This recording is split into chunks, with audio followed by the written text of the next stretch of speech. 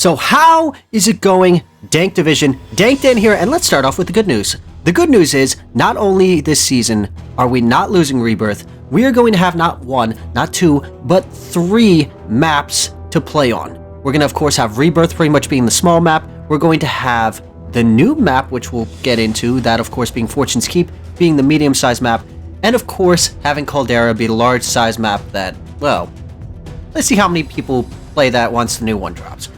But let's dive right in, and this video is going to be focusing specifically on the Warzone side of things, so be on the lookout. I will be covering the multiplayer side of things, and Zombies will get its own video for, well, my own personal reasons. So where do we even begin? So of course we know that this season is going to be launching on June 22nd, and with Fortune's Keep, we now have a new Resurgence map. Yes, that's right. Now Rebirth is not the only one. So be ready, because this is a Mercenaries hideout sitting in a beautiful Mediterranean setting with 4 distinct points of interest. Now, these are going to be hot drops. Be ready, because Town is a nice, colorful Mediterranean village, which honestly, I kind of want to parkour on top of because it reminds me so much of Assassin's Creed. And this bad boy sits right with an old fortress right in the town center. Be ready, because this is going to have intense combat with probably a sniper sitting in top of that bell tower, controlling a majority of the section. Another, let's just say, notable section to include is that there's a coastal path with a nice little gazebo, and as I said in a previous video, a nice little graveyard that seems to, you know, some people have kind of been grave robbing the shit out of it. The next POI that we're going to be talking about is the Smuggler's Cove. Let's put it this way. The stories go that pirates from centuries ago used to pretty much hide treasures there. Now, let's put it this way. Times haven't changed all that much, as you will find gas masks as well as other goodies hiding in this cave. So be warned though, as this place has many twists and turns and little hiding places where the sunshine isn't all that big. So be prepared. You're going to find a lot of close quarters combat, great for SMGs and great for shotguns.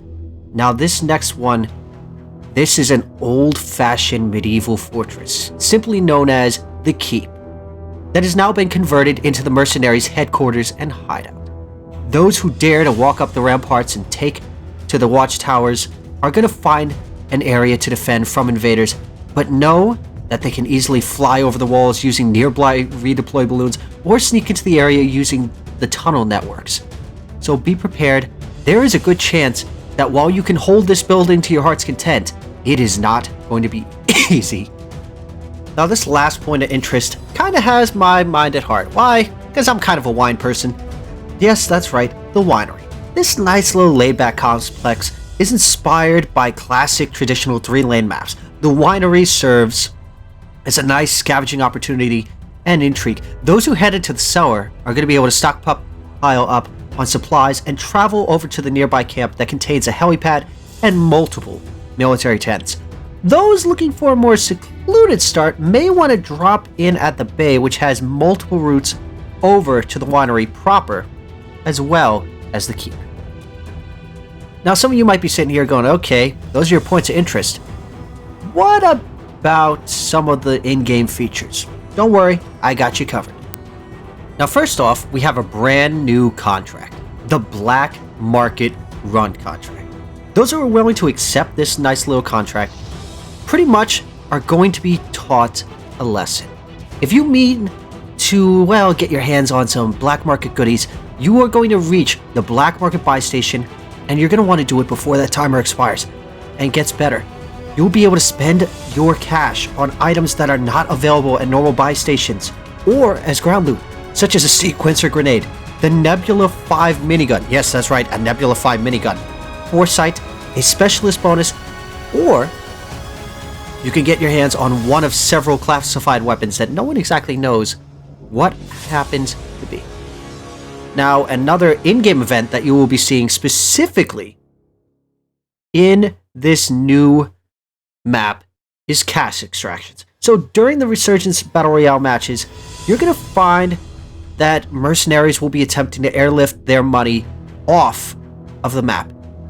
Those squads who are willing to ambush this extraction, just all you gotta do is follow that nice little flare signal, take out the agents, get their bags of goods, and be on the lookout, because guarantee you other operators are going to be trying to steal those mercenary riches, but those who walk away with it are going to have money up the ass for the remainder of the map. Now, some of you might be wondering, okay, is there anything to talk about with Caldera? Well, yes.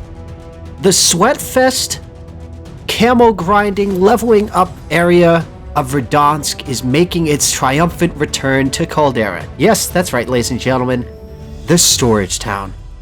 Yeah, that's right. The Storage Town, you know, that area that helped define, 2 years of Warzone, is finally back, and it's going to be added between the mines, airfield, village, and dig site. It'll be, well, let's just say roughly the same. Most of the area is going to be pretty much laid out about the same.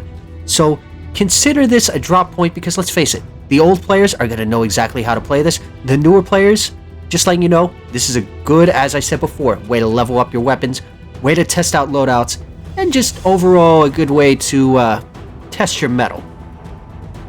So let's put it this way. There are going to be other things that you will be seeing coming in this season of Warzone.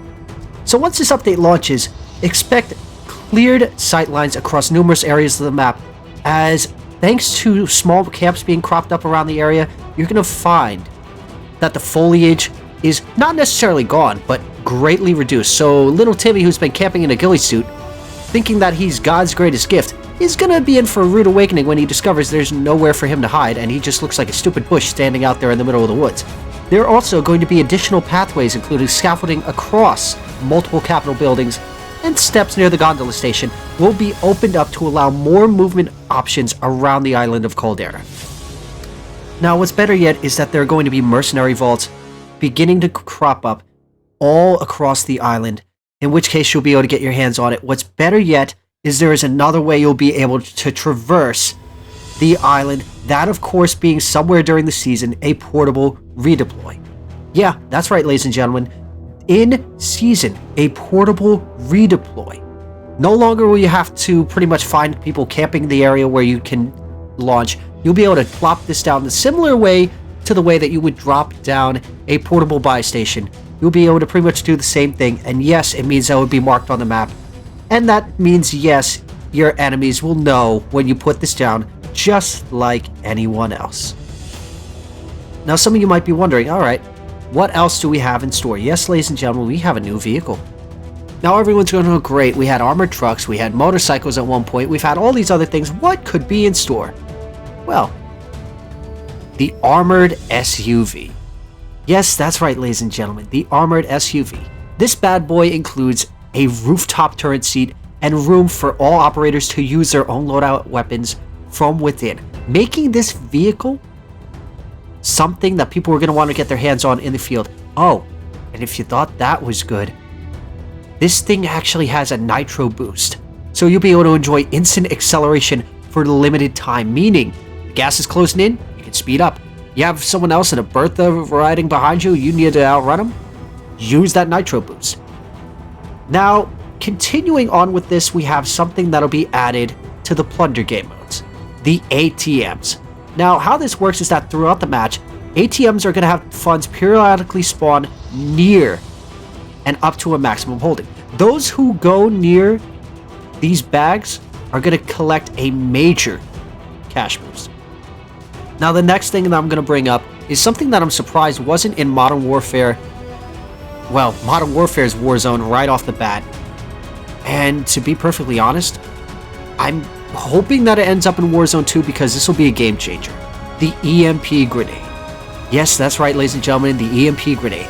Capable of disabling vehicles, disrupting enemy players and AI, and pretty much shutting down HUDs, shutting down vehicles, and while they don't say it in the notes, I question, does this thing have the capability to shut down the buy stations, shut down redeploy balloons, and just about shut down anything and everything electronical in its vicinity?